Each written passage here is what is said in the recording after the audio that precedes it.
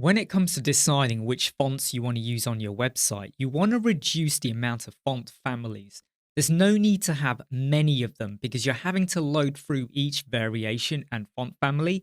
What I recommend you do is go over to fontjoy.com and you'll get an example page. And by the way, you can switch this out to be light or dark, but you get to see what would the different headlines and body of text look like with different fonts. So over here we have the heading which is currently set to Montserrat. I could either click generate and let it generate a different range of font families for me to try out, or I could click on the filter bar and then start typing a different font. So I'm going to try the Open Sans and we have different ranges over here.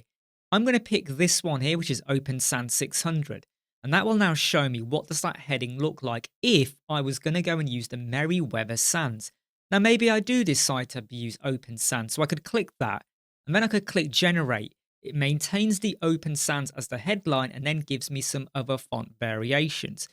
If you decide then that you definitely are going to use the Open Sans, go and click it, and it will take you over to the Google Fonts website, where you can then download it. Please do double check though about any licenses and if you are allowed to use this, or do you have to give some form of attribution, or do you need to state somewhere on your website, maybe in the footer, that you are allowed to use this font.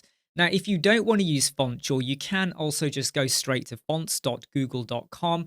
And again, you can start to type something and you will get a range of different fonts that you want to use.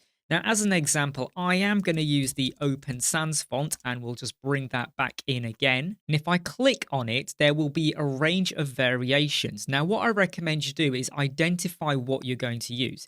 You may not want to use a really light version of a font, but you may want to go for like regular or medium or bold. Note down what you're going to use, and are you going to use italic versions as well?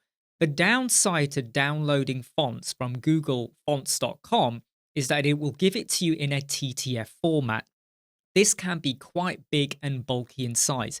And what I recommend you do is go over to this link that is provided for you and go and search for your font. Now again, just because there are a range of fonts available here, don't start using them without first double checking if you need to have a license or give some form of attribution.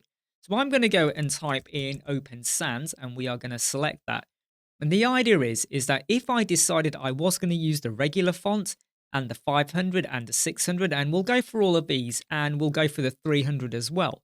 Once you've selected what you're going to want to add to your website, which we will cover later on in the global custom font section, you want to scroll down until you get to download files. You click that and it will now give you the Woff2 version. Woff2 files can be between 25 to 20%. And when you think about the fact that when a page loads, even though it is custom loaded fonts that we're adding to the website, you're still having to render those fonts. So if you go and add in standard TTF, you're actually slowing down the load time of your website, especially for the mobile. So I recommend you use this website to get your Woff2 formats.